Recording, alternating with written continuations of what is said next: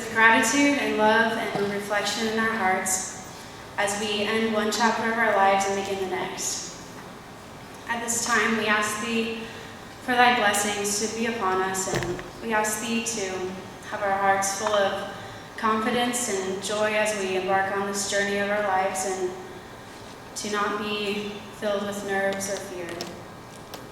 We're thankful today for the classmates that we've met and for the teachers and coaches and loved ones who have mentored us on our way to this point. We're thankful for our families and the support that they've given us. We're thankful to have been able to attend this beautiful school for 4 years, and we're thankful to have made it to this point.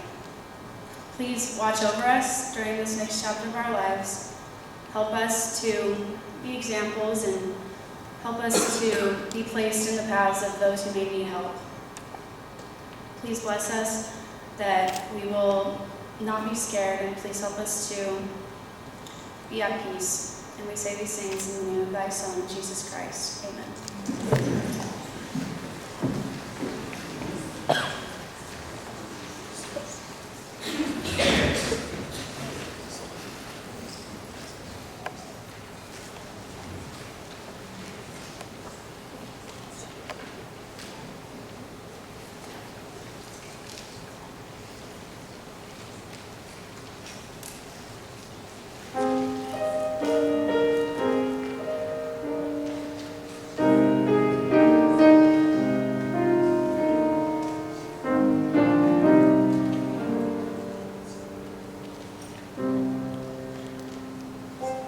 Sing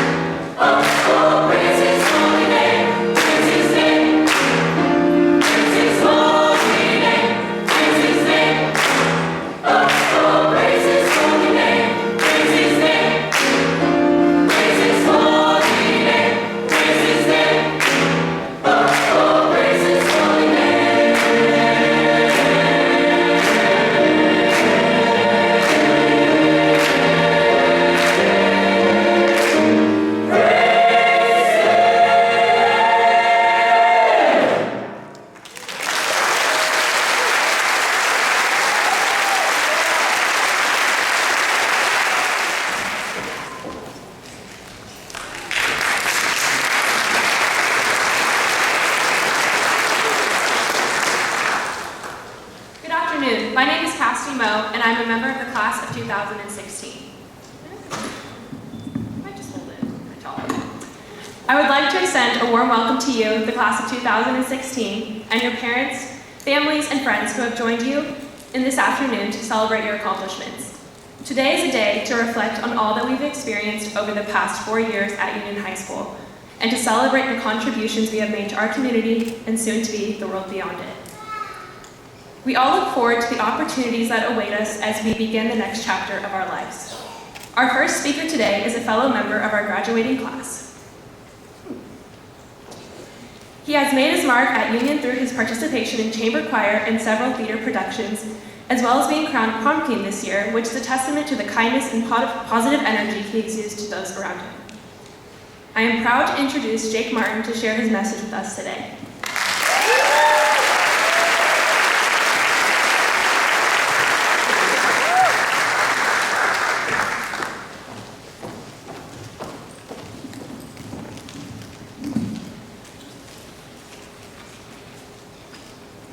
According to the Merriam-Webster Dictionary, graduation is a ceremony at which bachelor degrees or diplomas are given out. Yet, as we sit here among our friends and peers with graduation just a few days away, we know that it is something much more than this. To graduate is to appreciate our journey. To graduate is to understand that we've made it. To graduate is to celebrate our history as Titans. Yet, as this celebration approaches, do we allow graduation to be an end or a beginning? Do we reflect on our past and appreciate it and learn from it? Or was this just another step on the way to becoming adults? There's no denying that high school is over, and with it, many of the activities and places that shaped us into the people that we are today.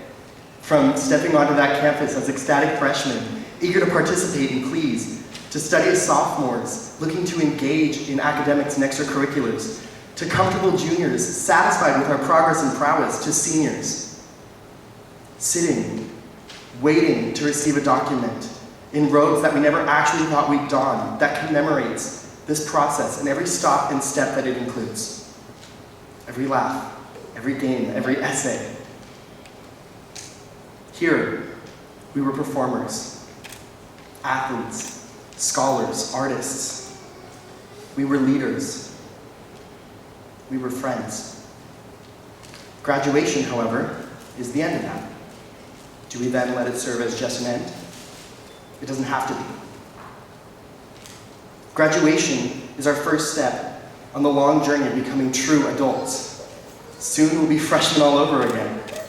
We'll go out into the world and be doctors and lawyers and teachers and athletes and artists. We'll be husbands and wives. Graduation, however, is just the beginning of that. Do we then let today serve as just a start? As we graduate, we will either see that moment as a beginning or an end. No matter which way we view it, we aren't wrong. Perhaps then, it isn't important how we define graduation, but how we let graduation define us. Thank you, Titans.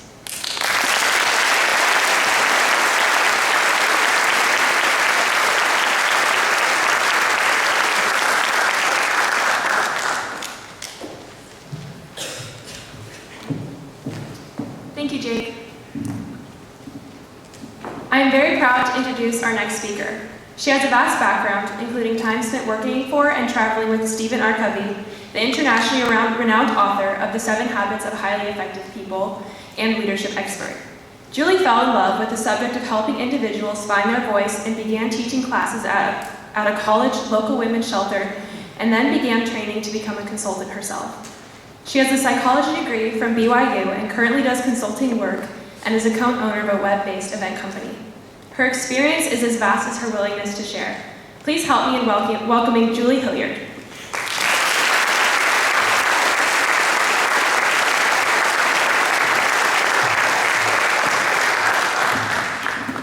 You're dark. I can't see you very well.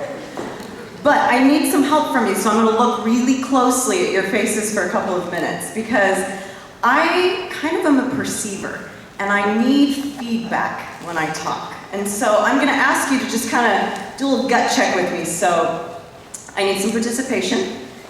Body language is how you're going to communicate with me right now, okay? And I am watching you even if you are in the dark. Okay, if you are totally bored with my presentation, how are you going to look? Come on, yeah, okay. Body language, faces, good. Good, you guys? You look exactly like you looked just a second ago. Come on, give me some feedback, okay? Nice. A few people are doing a good job of this. Some of you just look, okay, we got some sleepers. Good. Okay, so now show me what you're gonna look like if you're a little confused by something I'm telling you. You look like bored again. Shoot. Okay, not super clear the difference. Okay, good. We got these guys over here, like, must be drama or something. Okay, and then lastly, and this is the one that's really most important to me because this is what I'm going for. If you're totally with me, and you're loving what we're talking about. Oh, there was a shift. I felt it. Okay, you guys are my most obvious, so I'm gonna watch you quite a bit. Awesome, okay, so on that note, I am gonna be watching you because I really do want to make sure that what we talk about today resonates and that you are with me and that it is clear. So please, feel free to give me feedback, okay? We're gonna start with a quote. And sorry, it's a little hard to see. Okay. This is the quote that is really powerful if you pay attention, so we're going to dissect it just a little bit. Between stimulus, which is things that happen to you, and response, meaning your reaction to it, there is a space. In that space lies our power and freedom to choose our response. And in those responses lie our growth and our happiness. So, a little heady, let's try and make it a little more clear. Here's a diagram. So between what happens to us and our response or reaction to it, there's this space. And that space is where we have the opportunity to make a decision as to what we want our reaction to be like. Now, I realize we don't always exercise that space. In other words, sometimes we're a little reactive, right? Sometimes we don't really think about our response and it's just a knee-jerk reaction. I'll give you an example. Somebody cuts you off, what do? Right? Or your mom says something totally annoying to you, maybe even one of your friends, and sometimes you go off on them just a little bit. So this is a diagram of kind of somebody who's a little bit more reactionary. So here's some of the language that people who are reactive might use. He made me, I had to. Or sometimes people who are reactive or don't exercise the space think that the things that happen to them determine their reaction. Okay, they're victims. Here's a quick little video that kind of illustrates that. Please work. Can you see it?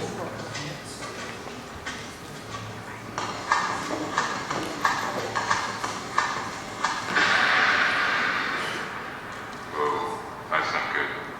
Oh, I don't need this. I'm already late. Somebody will come. Anybody out there? Do you have a phone? No. Sorry. Somebody! Hello! There are two people stuck on an escalator and we need help. Now, would somebody please do something?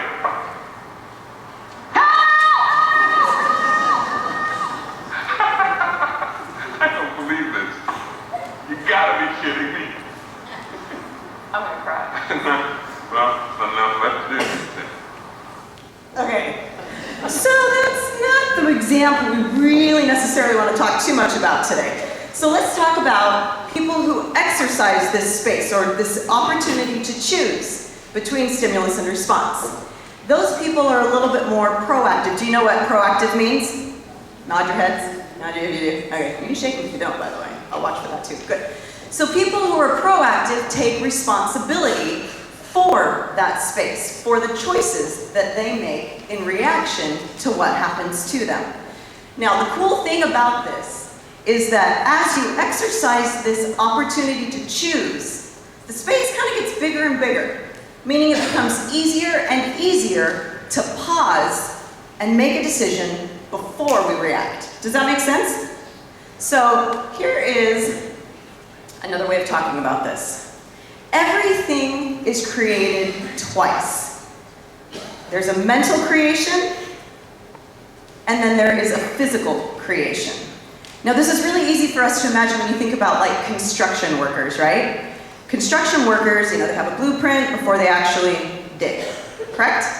So what about our relationships? Does this apply to relationships? So think about it for just a second. Your mental creation of a relationship is kind of like how you think about somebody else. And then your physical creation of it is how you end up treating that person. And that actually goes both in a positive way and in the negative way. Do you agree with me? Are you with me? Good, we're getting notes. This is good. Keep this feedback coming, people. I need it. Okay, so the cool thing about this is that you are responsible for both of those creations. Meaning that things in your life can happen either by design, meaning that you choose it, you mentally create it and take responsibility for that, or they can happen by default, meaning that someone else's first creation determines your second creation. That's the little space between stimulus and response. Okay, let's put this language onto the model that I just introduced to you. So the first creation is that space. That's our opportunity to choose. Second creation is the actual doing, which is our response. So I want to talk a little bit about the first creation. And this is not what I want your first creation to be. This is a picture of a prison. But I want to talk to you a little bit about the first creation and how we can help to exercise and improve that space between stimulus and response, how we can become better at choosing our responses. So I had the opportunity to teach at the Utah State Prison at the level right below maximum security, and I was teaching all male inmates. You can imagine how intimidating that was. And while I was doing that, in my very first class, I did this exercise with the inmates, and I want to do that exercise with you right now.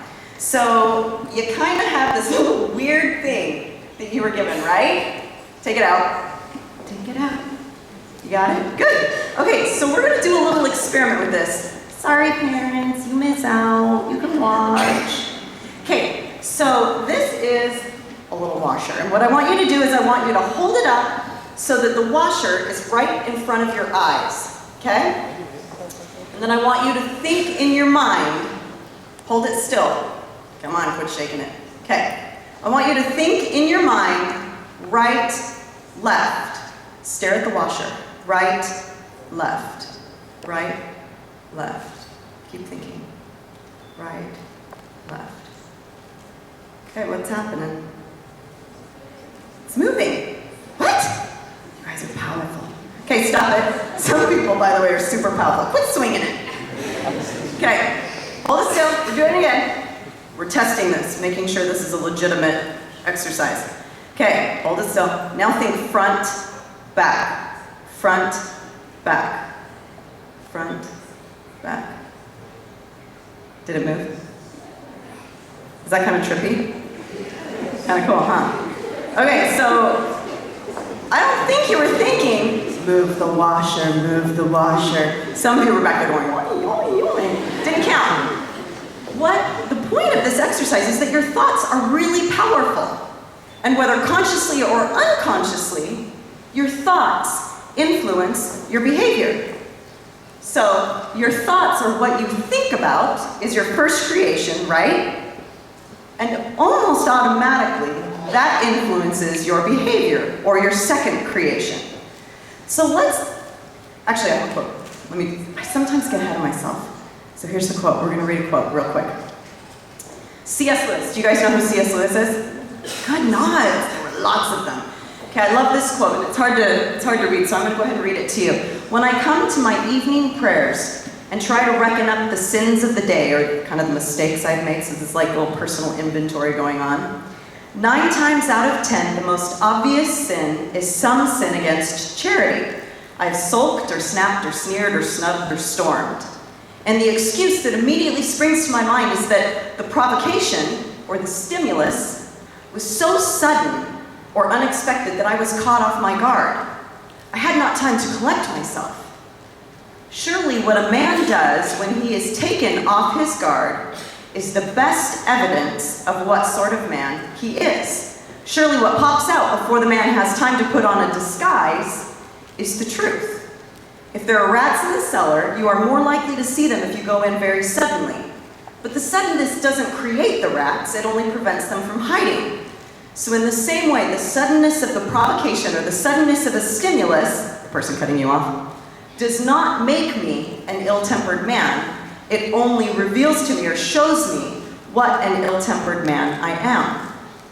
And so the point of this is not that you become a really good faker or figure out how to put on a really good disguise. It's that we literally make choices and take responsibility for exercising that space between stimulus and response such that it changes us, that we actually grow, we become better people. Y'all want to be good, right? I hope the answer is, I didn't get any nods. Y'all please say you want to be. Okay, thank you. Thank you section over here. Good feedback. So I want you to think about some of the questions you might be asking right now. Like, this is a big deal. I know you know that. I don't have to tell you that. So think about some of the questions that you might be asking yourself or that people might be asking you right now. Like, where do you see yourself in 10 years? What's next after high school? What do you want to do with your life? What do you want to be when you grow up? Those responses to these questions are kind of like your first creation, right? So I thought a little bit about my first creation when I was graduating from high school and some of the thoughts in my head. And my husband made a really horrifying suggestion, and he said, why don't you show them a picture of your senior photo shoot? And then he burst out laughing hysterically. And so I kind of thought that might not be a good idea, and then I actually went back and looked at it, and then I decided I would be totally humiliated and thus did not put it into my presentation. But I remember what I was thinking at that point in my life. I thought, one thing I thought, I want to teach. I'm like, well, I don't really know anything. I don't really have much to say. I thought, I kind of want to teach. And I never became a teacher. But I had opportunities that I never could have predicted, like teaching at the prison and working with the author they talked about earlier, Stephen Covey, who was a master teacher. And I've also it's become a part of my life. It's become something that I've really enjoyed doing. And it was interesting because I don't think that I would have ever answered that in response to any of these questions. I was just kind of like, I want to teach. So the point is that your first creation now isn't cement. It's just going to set you on the right path and be the right trajectory for you, and then it will evolve as you get a little bit older and get a little bit more experience. Anwar Sadat, who was a former president of Egypt, he said this. He said, he who cannot change the very fabric of his thought will never be able to change reality and will therefore never make any progress. So you need to first not even focus on changing your behavior. You change how you think first, and that changes your behavior. Okay, are you still with me? Or am I getting any boredness? No bored yet? All right, good. I got some head shakes, that I appreciate it. Okay, now we're going to talk about the second creation. And we're going to start with a quote by Mahatma Gandhi, who said, the difference between what we are doing, so second creation here, what we're actually doing, and what we're capable of doing would solve most of the world's problems. So I want to share two stories with you. One that illustrates someone who used that space between stimulus and response really, really well, and another person who didn't, who was kind of no space. That's so articulate. Sorry. Let's start with the guy who didn't have very much space between stimulus and response. I forgot I had a slide, so now I gotta walk back over. Okay, so I told you I was teaching in the prison. First class I taught, 30 men sitting around me. One of them was named Richard. And Richard had a giant tattoo of an eagle from armpit to armpit across his chest. How do I know? Because he flashed me when I first met him. It was awesome. And Richard told me his story. When he was 12 years old, he saw his dad shoot and kill his mother. That experience defined the rest of his life. Richard was now incarcerated for a very heinous crime himself. And he said that that was it. That was when he changed. That was what made the rest of it happen. So that space for him between stimulus and response was basically non-existent. The cool thing is that Richard's story has a slightly happy ending in that he was ready to make some changes, and he started to recognize that the way he was living his life, feeling like he was a victim of what had happened to him when he was 12, wasn't working for him anymore. And so he decided that he wanted to start to make some changes, which is why he was taking the class. But his changes and choices at that point were limited because he was incarcerated for the rest of his life with no chance of parole.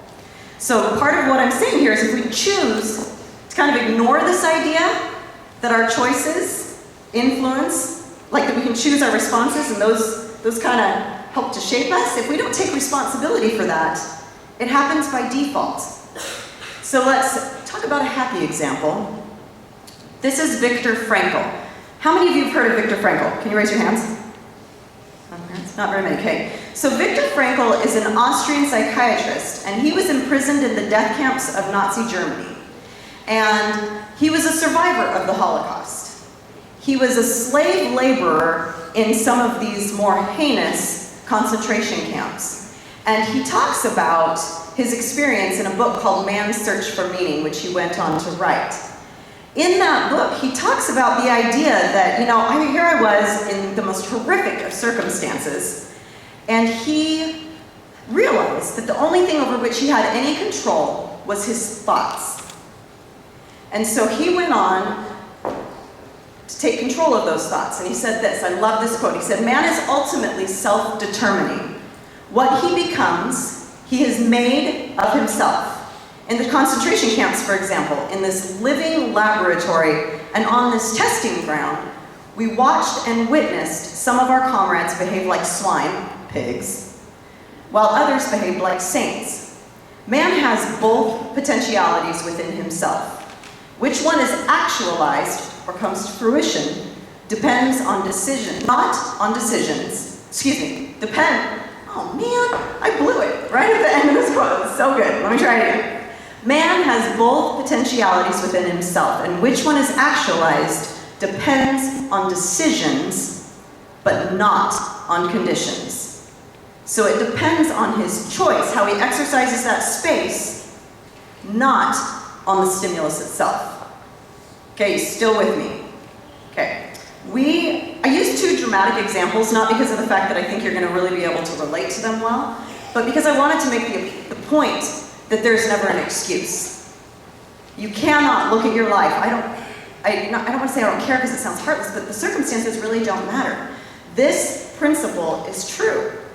And so you can choose, again, like I said, whether to ignore it and let things happen by default, or to embrace it and take responsibility for it, and design the future that you want. The theme today is leave a legacy. And do you know what a legacy is? A legacy is kind of what you leave behind, right? So that legacy can happen, like I said, either by design or by default. And so we are going to assume no one is interested in default, and we're going to talk a little bit about how to design it. And this is the part where you actually have to really think. And I can see some of the body language. So sit back up, because I do need you to really think about this part, okay? I want you to think a little bit about how we might design our legacy. Have any of you ever heard of the idea of a personal mission statement? Oh, please raise your hands and tell me you have heard of a personal mission statement. Okay, awesome. A personal mission statement is kind of like your credo or motto, or your creed or motto, right? It's kind of, this is a little bit more complicated in the way I'm saying it, but it's the choice or first creation that determines all of your other decisions. You can kind of if you have a personal mission statement, as you come to a crossroads, you can bounce the decisions against that personal mission statement and say, am I living with integrity to what I said I was going to do, my personal mission statement. So, I want you to think about one word. We're going to kind of just do the very beginning, scratch the surface exercise in talking about your own personal mission statement. Okay, think of one word that describes the person you want to become. Okay, and I want you to think about this seriously. If you take stimulus and response, if you choose to use this space to actually take this exercise seriously, it could really be impactful. So, think of one word again. Here's some suggestions. I looked up a whole bunch of words on the internet. So, as you watch these come up, I want you to see if there are any of them that resonate with you. And if they don't, I want you to think about a word in your life, something that resonates with you, that defines in your mind the person that you want to become. I'm not saying you're there yet, the person you want to become. Okay? You thinking about it? Now, we're going to do something that's a little unconventional. Do you see the pens that are taped in between a lot of the chairs? So there's not one for everybody. But what I'm gonna have you do, and this is the part, your parents told you never to do this, but we're totally gonna do it. I thought about having you write it on a piece of paper, and then I thought you would immediately lose that piece of paper. So I'm gonna have you write the word that you came up with on your hand. Okay? And we're going to watch a little video that's 3 minutes long. Once you've written that one word that you came up with on your hand, pass the pen to someone else. Okay? I'm asking you to show me your words afterwards, so please write nice ones in case I have really good vision. Okay, here's the video. This is a little reflective video that also communicates the message that we're hoping to share with you today. So here we go.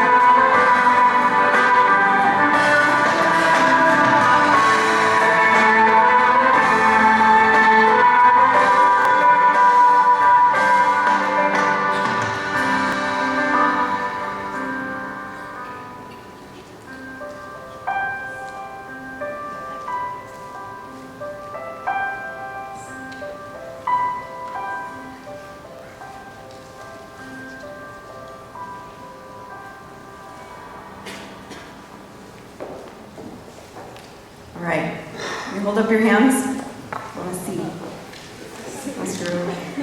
Awesome. Okay. Now I want you to do something with this. Thank you, everybody, for participating. I think I saw writing on most of your hands. That's awesome. So I have a challenge that I want to leave with you. I want you to commit between now and graduation to spend 5 minutes working on your personal mission statement. This word is meant to be just the first step. And I can tell you, I'll share with you what mine is. And it's kind of evolved a little bit. I've had it now for maybe 15 years, something like that. I've had the same, no changes. Mine is just one word. A lot of people have a paragraph, a phrase, something else. Mine is just one word. And it's the word inspire. And don't get me wrong, it's not because I think I'm like an inspiration. The word inspire literally means to breathe into. And I firmly believe that if we look for the best in other people, first creation, that our behavior and the way that we treat them follows. And the way that we treat other people has an impact on their perception of themselves.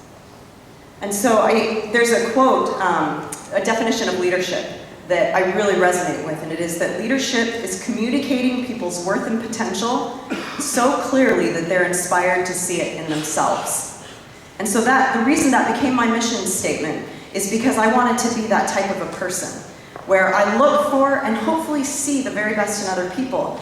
And my hope is that by the way that I treat them, I'm communicating that and reinforcing it. I'm blessed to have a son with severe autism who has special needs. And I'm telling you that mission statement, that personal mission statement, has been a guiding force for me as I've tried to parent a kid who really struggles.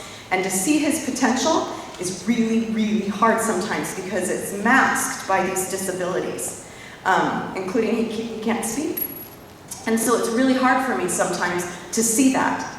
But if I dig and I really think about what it is that I want my son to be able to become and my responsibility in helping him to reach that potential, it keeps me moving. My first creation really has been a huge motivating and driving force for me as I've encountered one of the biggest trials and challenges of my life and one of the most profound growing experiences. So, if you will spend 5 minutes trying to come up with the right word or phrase that will be your work in progress mission statement, I want you to then do me a favor. I want you to write it down. And I would love to have you actually write it on the inside or outside of your graduation cap, somewhere on your cap, so that when you remember high school and when you remember graduation, you will go back to and really remember the person that you wanted to become at that point in your life. Things get really hard sometimes, and having something that you can come back to, having something that moves you, that you resonate with, can help get you through those difficult times. And so how many of you, actually, I'm going to put you on the spot right now. How many of you will accept that challenge? 5 minutes. Okay, I saw a lot of hands. Thank you. And if you will do that, I promise you that that first creation can have a profound effect on the next steps that you take. I came across this quote the other day and I loved it. It's by Ralph Waldo Emerson, and he says, "The only person you are destined to become is the person you decide to be." Decide to be incredible. You have so much good in you. And I don't know your stories, and I don't know the choices that you have made up until this point, but I can tell you right now that if you don't like those choices, choose differently. Who you are today is a function of the choices that you made leading up to now. It's a function of your first creations to date. If you don't like your trajectory, choose otherwise. And if you like it, continue to push yourself. Push yourself to make creations, first creations, that lift you to the next level.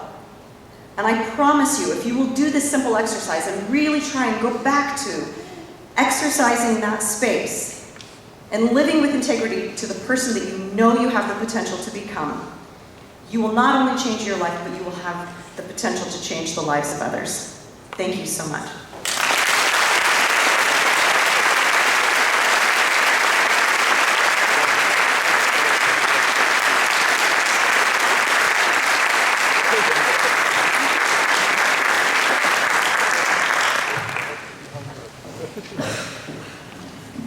Thank you, Julie, for being here today. Today, the mix of emotions is powerful. We are thankful and we are definitely relieved. Sad to leave familiar faces and places and excited to explore the world. Friday we will graduate, and so this week is time for celebration, but it is also important time for reflection. As we celebrate with different traditions, we are reminded of our common purposes and values across diverse beliefs.